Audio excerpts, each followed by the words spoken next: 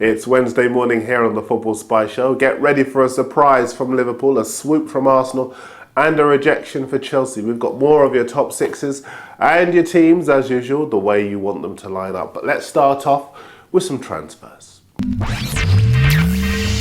Now, we've got news of a bid for Scott Parker from Spurs, the West Ham captain, very much admired by Harry Redknapp and Aston Villa, but Spurs have made the first move, West Ham rejecting their bid, we understand, of around £9 million.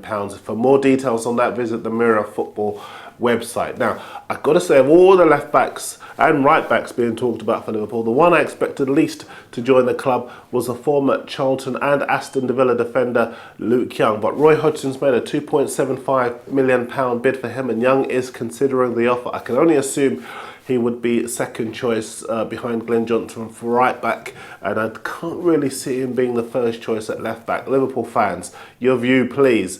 Just on Liverpool, all of the papers reporting confirmation that Javier Mascherano wants to leave the club, as we understood already, but Fernando Torres has indicated he will stay. We'll hold fire on getting the champagne out until he actually comes out publicly to tell us that he does indeed want to leave, but it does look like good news for the Reds.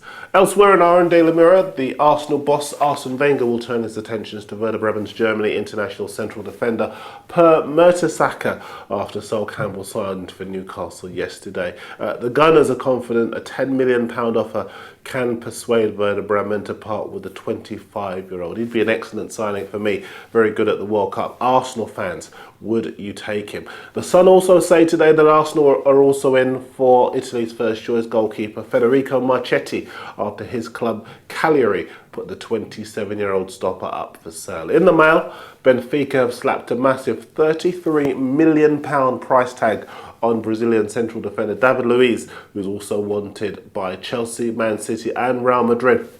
Chelsea have already had a huge bid rejected. The Mail are reporting today that highly rated Ipswich striker Connor Wickham can forget about joining either Arsenal or Spurs this summer, as he's been ruled out of the first 6 weeks of the season with an ankle injury. A couple of weeks ago, I asked you to point out the young players you'd like to see breaking into the first team next season. Lots of you recommended the young Spanish Liverpool midfielder Daniel Pacheco to me, and you're all right. He's scored 4 goals in the under-19 tournament out in France, and now Real Sociedad want to take him back to Spain. Should he stay or should he go? Personally, if he can't get into the Liverpool side after such a stunning tournament, then I think he should go. Top 6 time, and you're all still bombarding us here on the 22nd floor. Thanks for that. I asked you how you think the top 6 will end up next season. Drake thinks Arsenal are going to beat Liverpool to the title on goal difference, with Spurs in 3rd and Chelsea in 4th. I'm sure he's having a laugh with Man United not in his top 6 but Stoke are. Henry Sakinen has Chelsea winning the league in his top 6 with Arsenal 2nd and Man U 3rd ahead of City. Ryan Lewis has got Chelsea as his champions with Arsenal 2nd. Liverpool leapfrogging United and City into 3rd. Spurs are in 6th. And 5-4-3 Joe has also got Chelsea winning the league from his own team, Man United, with City in 3rd. Spurs are 4th, Arsenal outside the money with Liverpool. Interesting, but for me, I can't see Arsenal and Liverpool finishing outside the top 4. Now, your team lineups are getting more and more interesting. This is Scott Blakely's Portsmouth team. He's still got David James in goal, although he's talking to Celtic and he looks a good bet to move there. Not sure about Hayden Mullins at right back, although I can see the logic of Mark Wilson alongside Michael Brown. I like David Nugent behind Danny Webber, but John Utaka has a number of Premier League and Bundesliga clubs after him. He will not be staying at Fratton Park. Decent side, but I can't see it getting promotion from the Championship. Brian's in California. This is his Blackburn side. Paul Robinson still in goal, and the back 4 is as you'd expect, but Brian's hoping Sam Allardyce moves for the Man City midfielder Stephen Ireland and the Turkish striker Tunçay. Here's hoping. Good solid side though. I'm a bit disappointed with Jordan's Birmingham team. He's got the ex-Man United keeper Ben Foster in goal with a solid back four. Moussa Dembele would be a new signing on the left-hand side of midfield, but I have to say, I'd have expected Birmingham to show a bit more ambition with a fairly big name signing in the midfield. New striker Nikola Zigic is up front alongside Cameron Jerome, but I've got to say, I can see that side struggling to make the top half of the table, I've got to be honest. In fact, I see this Newcastle side from Tom Railton finishing above Jordan's Birmingham side. Tom's team's very solid at the back, with Joey Barton and Danny Guthrie providing the steel in front of the back four. Assuming Newcastle's ambitious move for the Marseille winger Hatem Ben Arfa comes off, then he and Jonas Gutierrez, very good at the World Cup, will put in some quality service for the striker Andy Carroll. I like that side very much indeed. Send me in your team ahead of the new season and the way that you'd like them to line up, and I will get it on the show.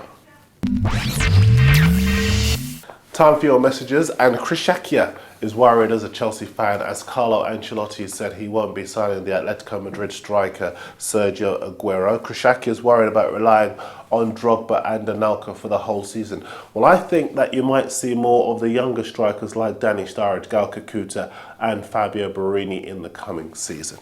4x Gold says here, as a Spurs man, I think we need a better left back than Asso Okoto. Woodgate and King are finished physically. They really should retire or move to a lower level. Much as I appreciate that injury-free, they'd be class. I think that's all fair comment, although Asso Okoto played very, very well indeed over the last couple of seasons.